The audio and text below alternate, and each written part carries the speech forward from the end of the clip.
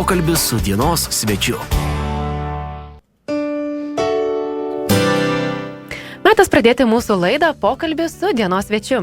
Studijoje pas mus svečiuojasi Šiaulių miesto savivaldybės visuomenės sveikatos biuro visuomenės sveikatos stiprinimo skyriaus specialistė Asta Ivoškienė, su kuria kalbėsime tema maži sutvėrimai, didelė grėsmė. Labadiena, Asta. Labadiena. Kaip jūsų nuotaikos? Puikios? Labai gerai, kad puikios nuotaikos, nes mūsų tema tokia labai subtili. Ir labai įdomu, kodėl pasirinkta tema maži sutvėrimai, didelė grėsmė. Nagi pavadinom truputėlį taip užslėptai, kadangi nors tema, apie kurią kalbėsime, visiems yra tikrai girdėta, žinoma ir dabar tikrai informacijos nemažai, tačiau mes apskritai gyvenime turbūt dažnai bijome didelių dalykų, nesusimastydami apie tai, kad ir iš mažų kažkokių tai iš mažų grėsmių gali jos pasidaryti labai didelės. Tai šį kartą ir kalbėsime apie mažus sutvėrimus, kurie gali mums sukelti daug skausmo, daug visokiausių problemų, sunkumų gyvenime. Tai yra erkės, kurios dabar labai aktyvios.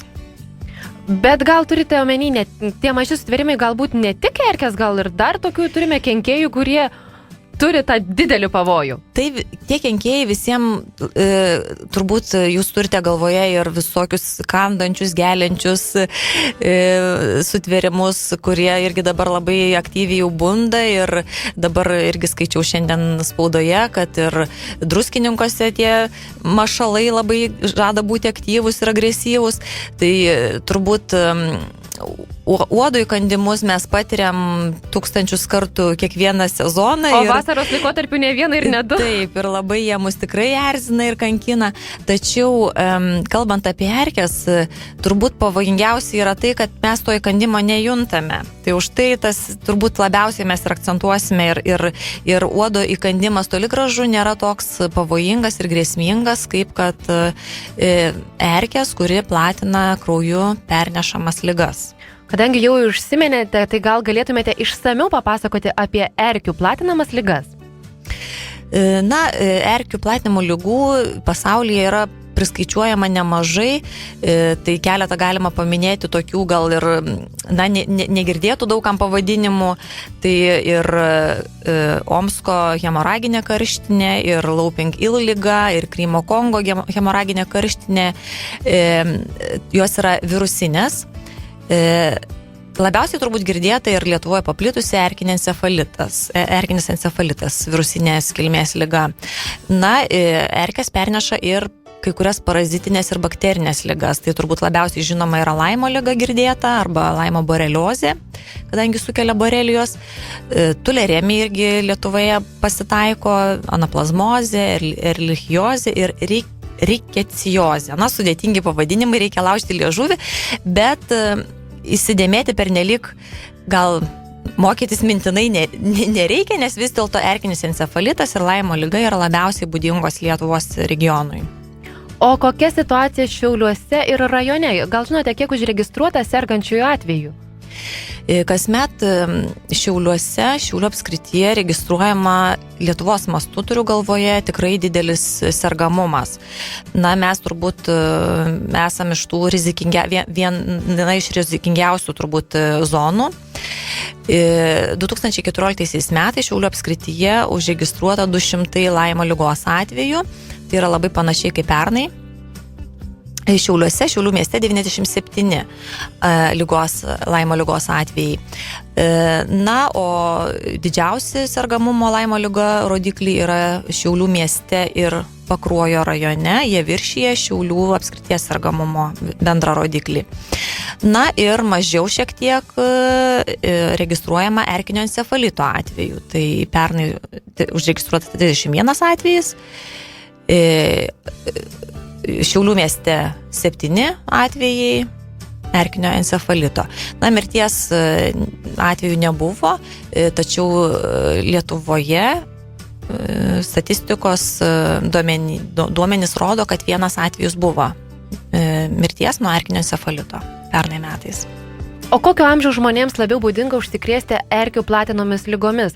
Todėl, kad kartais būna, kad, man tai čia tikrai jau negrėsia. Tai dažniausiai mes taip galvojam iš tiesų, kad kažkur vyksta karas, tik ne pas mus, arba kažkas susirgs, tik tai ne aš.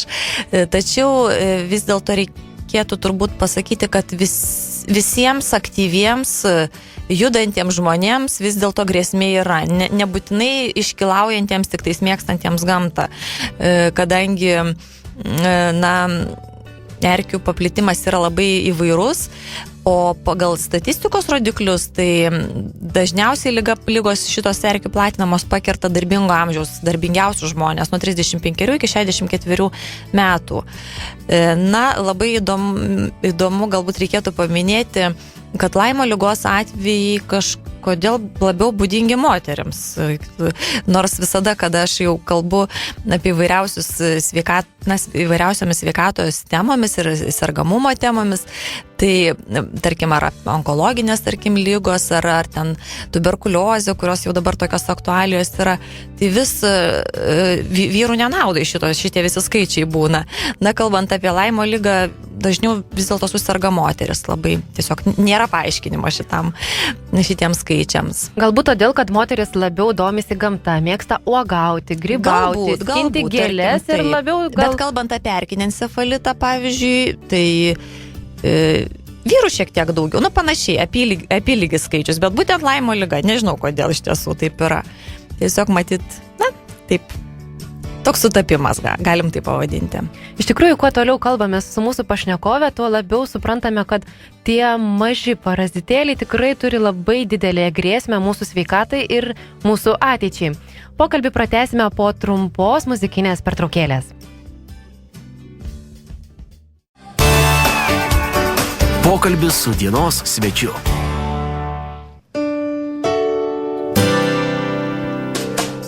Primenu, kad pas mus studijoje svečiuojasi Šiaulių miesto savivaldybės visuomenės sveikatos biuro visuomenės sveikatos stiprinimo skyriaus specialistė Asta Ivoškienė, su kuria kalbame tema maži sutvėrimai, didelė grėsmė. Taigi, kur Šiauliuose didesnė rizika pasigauti užkrėstą erkę? Erkių yra daug kur. Nors įsivaizduojama paprastai, kad ieškoti erkės reikia miške, kur dideli brūzgynai aukšti ir drėgni miškai ir krūmokšniai, tačiau pastaraisiais metais tų užkrėstų erkių ypatingai randama ir Palangos paplūdimyje, tarkim, prie Baltijos jūros, kur atrodytų visiškai keista, ir parkuose, miesto parkuose, tarkime, tai Šiaulių visuomenės sveikatos centro informacija remiuosi. Paprastai, kada yra užsikrėtimo atvejais, nustatomas ligos atvejais, tada yra ieškoma truputėlį, žiūrima, kur čia kokios grėsmės yra, ir kaip dažnas užsikrėtimo vietas šiauliečiai nurodo Salduvės parką Šiaulių mieste, centrinį miesto parką, taip pat Dainų parką. Kalbant apie Šiaulių rajoną, tai Kužių, Bubių, Kuršėnų miškus. Yra žmonių, kurie parsiveža erkių platinamą ligą ir iš kitų Lietuvos regionų. Taip kad, tos grėsmės yra visur. Bet dabar, kaip supratau, tai ne visos erkės yra užkrėstos ir yra galimybė, kad įsisiurps ir ta geroji erkė. Taip sakau, kabutėse geroji, nes jos visos blogos. Taip, tai nuostolis bus tik tai toks, kad šiek tiek nusirps jūsų kraują. O užkrėstos erkės jau, liūdnesnės pasiekmes bus. Taip, ir iš tiesų užkrėstumas erkių yra gan didelis Lietuvoje. O kada pasireiškia pirmieji ligų simptomai ir kaip juos atpažinti? Turbūt reikėtų truputėlį išskirti, dabar kalbėti apie tas labiausiai paplitusias Lietuvoje dvi ligas, tai Laimo liga ir atskirai šiek tiek apie erkinį encefalitą. Tai Laimo liga sukelia borelijos, kaip jau minėjau, tai ne virusinės kilmės, bakterinės kilmės liga. Ir, skiriamos tokias 3 Laimo ligos stadijos. Iš pradžių atsiranda paprastai erkiai įkandus toks žiedo formos tokia dėmė, paraudimas.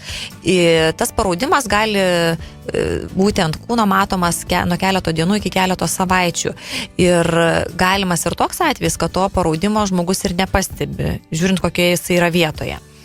Bet būna, kad skundžiamasi raumenų, sąnarių skausmu, bet galima supainioti, kaip žinote, ir su šiaip nuovargiu ir dar kitokiais Ypač jeigu prieš tai buvai ar kažkur miške palakstyti, taip, ar pasivažinėti. Ir mažą ką, ar truputėlį kažkur tai suputė skersvėjai, sakoma, vat mažą ką, galbūt čia truputėlį persišaldyta yra. Na, antroje stadijoje atsiranda nervo pažeidimai, prasideda paralyžius, gali išsivystyti ir sąnarių uždegimai, vadinamasis Laimo artritas. Trečioje stadijoje pažeidžiama oda, sutrinka centrinė nervų sistemos veikla ir vystosi vadinamasis Laimo encefalitas. Na, pakankamai ilgas laikotarpis išsivystyti ligai ir atsekti tą ligą, tikrai tuos visus požymius susijęti tarpusavyje. Ir kadangi tai yra bakterinės kilmės liga, tai gydoma paprastai antibiotikais, ir pagydoma. Svarbiausia, kad pagydoma. Svarbiausia, taip, čia yra geroji ta žinia. Na, kalbant apie erkinį encefalitą, tai truputėlį sudėtingesnis atvejis, tai yra virusinės kilmės liga ir labai sudėtinga susekti, kadangi tokio labai akivaizdaus požymio, tarkim, kaip kad Laimo ligos atveju tas toks labai išskirtinė ta dėmė tokia, sunkiai supainiama gal su kažkuo kitu. Erkiniu encefalitu užsikrėtus pradžioje būdingas karščiavimas, panašus į gripą ir peršalimą, tokie simptomai, kurie neilgai trukus dingsta. Būklė pagerėja ir tarsi žmogus atrodo, čia truputėlį kažkas, tai gal peršalau, gal kažkoks virusinė liga kažkokia tai nesudėtinga. Na ir antroje stadijoje pasireiškia jau sudėtingesni sveikatos sutrikimai susijęs su smegenų jau uždegiminiais procesais. Ir vėl pakyla kūno temperatūra, visokiausi dar kiti simptomai atsiranda ir galvos skausmai, ir gali būti ir vėmimas pasitaikyti, ir nemiga, mieguistumas, neįprasti tokie tikrai paprastai ligai neįprasti požymiai. Ir kalbos sutrikimas gali būti, ir sąmonės sutrikimai. Tai daug sudėtingesni ir ilgai gydomi, sunkiai atrandami tokie, susijęjami su ligos pavadinimu simptomai. Na ir jau čia antibiotikai nepadės, čia reikalingas sudėtingesnis, ilgesnis gydymas ir dažnu atveju lieka tokie pasiekmes skausmingos ligos, gali būti ir paralyžiai, ir nervų sistemos įvairiausi pakenkimai, kurie lydi žmogų visą gyvenimą, įvairaus sunkumo iš tiesų. Liga palieka savo pėdsaką, taip, kaip bebūtų. Pakankamai ryškų. Ir svarbiausias klausimas, kiek laiko reikia stebėti savo savijautą po erkės įkandimo? Nes, dažniausiai būna, jeigu porą dienų buvo viskas gerai, tai tikriausiai ir viskas ir praeis gerai. Čia tik šiaip matyti. Tai reikia tikėtis, kad praeis, tačiau būti budriems reikia maždaug apie mėnesį. Tikrai sekti, stebėti savo būklę ir labai gerai, jeigu žmogus pastebėjo, kad ta erkė buvo įsisiurbusi. Būna atveju, kada nepastebime, jisai skirtingai, kaip sako, ten mes daugiau tų sutvėrimų piktų turime, tarkim, odai, tai jie skausmingai gelia. Kalbant apie erkės, jos nekanda skausmingai, jos turi ten tam tikrų tokių apsauginių būdų, žodžiu, būti nepastebėtos. Tai jeigu jau pastebėtas erkės įkandimas, tai tada apie mėnesį reikia save stebėti. Dar yra vienas toksai klaidingas dalykas, kad aš kiek esu skaičiusi, kad kai kanda erkė, tiesiog niešti truputėlį. Tai gali pagalvoti, kad, kaip ir sakote, odas įkando, pasikasiau ir viskas. Taip, pasikasiau, dažnai tai jeigu, tarkim, tokioj lengvai nematomoje vietoje, tarkim, kažkokioj tokioj, kur pats žmogus... Kad ir prie plaukų. Tarkim, kažkur tai arba ant nugaros, kažkur tai tokioje vietoje sunkiai, kur sunku susiriesti ir pasižiūrėti, kas ten atrodo brūkštelį, gali atrodyti kaip šašiukas, kažkoks galbūt pasikasęs žmogus, gal truputėlį toksai iškilimas kažkoks tai nudrėski nagu ir atrodo nieko, o ten pasirodo buvo erkė, kuri, tarkim, nudrėskus, jinai palieka savo galvutę odoje ir sėkmingai ten savo skleidžia tą užkratą. Bet pagal rekomendaciją vis dėlto 30 dienų reikėtų stebėti save. Laikotarpis, per kurį jau yra užkratas galbūt patekęs į organizmą, bet nespėjęs pasireikšti specifiniais požymiais ligos. Taigi trumputį padarysime pertraukėlę, po kurios grįšime į eterį ir jau tada pasikalbėsime, kokias priemonės reikėtų naudoti nuo erkių, bei kaip elgtis, jei įsisiurbus. Pokalbis su dienos svečiu. Primenu, kad pas mus studijoje svečiuojasi Šiaulių miesto savivaldybės visuomenės sveikatos biuro visuomenės sveikatos stiprinimo skyrių specialistė Asta Ivoškienė, su kuria kalbame tema maži sutvėrimai didelė grėsmė ir pats metas pereiti prie patarimų. Kokias priemonės patartumėte naudoti apsisaugoti nuo erkių? Turbūt labiausiai reikėtų dėmesį atkreipti savo aprangą. Jeigu vykstate į gamtą iškilauti, tai dėrėtų pasirūpinti ilgais drabužiais, kitaip tariant, ilgomis kelnėmis vilkėti, ilgomis rankovėmis drabužius. Patartina susikišti, tarkim, kelnes į puskojines, kad, kuo mažiau būtų atvirų kūno vietų. Taip pat patartina vilkėti šviesius drabužius, kad būtų galima lengviau pastebėti jau ropojančią tą grėsmę mažą ir išvengti jos patekimo ant odos. Kol erkė mažytė, juk ar esate matę erkę kažkada, tai turbūt ne vieną įsisiurbusi, jinai jau prisisiurbusi kraujo, jau jinai pakankamai regima yra. Bet pačios pavojingiausios yra tos vadinamos nimfos stadijos erkės, kurios yra labai mažytės iš tiesų, mikroskopinės, o jeigu dar žmogus turi regėjimo problemų, tai tikrai ją sudėtinga pastebėti. Tai ta erkutė mažas padarėlis, voragyvis, jisai ropoja pakankamai ilgai, kol randa tą gerą vietą ir oda ne visur yra tokia priimtina įsisiurbti, kadangi ieško švelnesnės, tokios gležnesnės odos. Tai, galima pakankamai laiku ir pastebėti ją ropojančią ant drabužių. Tai, jeigu jau grįžote iš gamtos, tai apsižiūrėkite, nusivilkite visus drabužius, apžiūrėkite kūną, paprašykite šeimos narių vieni kitus apsižiūrėti, galbūt kažkur sunkiai prieinamoje, matomoje vietoje galima pastebėti erkę. Taip pat prisižiūrėkite plaukuotas kūno vietas, išsišukuokite plaukus, persirinkite kitus drabužius, o vilkėtus drabužius pakabinkite negyvenamoje kažkokioje patalpoje, jeigu kartais dar ten ropoja padarėlis, tai kad jisai nepatektų kažkur jau namuose ant jūsų kūno. Ir galbūt ne visi žino žmonės, kad erkiniu encefalitu, tarkime, galima užsikrėsti ne tik tai įkandus erkiai, tačiau ir geriant užkrėsto gyvulio nevirintą pieną, tarkime, karvės, ožkos pieną arba iš pieno pagamintus produktus. Netgi taip. Ir dar, žinokite, norėjau jūsų paklausti apie tuos rūbus. Jeigu išnešiau rūbus į lauką, jie ten pabuvo, tarkime, valandą, 2-3 lauke ir vėl parnešiau, tai tos erkės niekur nedingo, jos ir pasiliko ant rūbų. Tai jeigu jinai ten tinkamose sąlygose tupėjo, tai gal ir nedingo, bet greičiausiai, kad jinai vis dėlto eis ieškoti kitos aukos, nes nėra ten jai ką veikti ant to daikto, ant to rūbo jūsų, kadangi erkės vis dėlto reaguoja, jos ieško šiltą kraujo stuburinio. Tai arba gyvūno, arba žmogaus. Jinai ieškos vis dėlto maisto. Tai jinai keliaus kažkur kitur. O ar skiepai tikrai padeda išvengti erkinio encefalito? Būtent erkinio encefalito skirtingai nuo Laimo ligos. Tai taip, skiepai yra ko gero pati veiksmingiausia ir patikimiausia priemonė. Jeigu skiepijamasi tinkamai, pagal tinkamą schemą, kaip jau ten yra nurodyta, nes jeigu vieną kartą ten vakstelsite ir paskui galvosite, kad gal jau suveikė, tai tikrai ne, tai reikia tikrai labai laikytis rekomendacijų atitinkamų.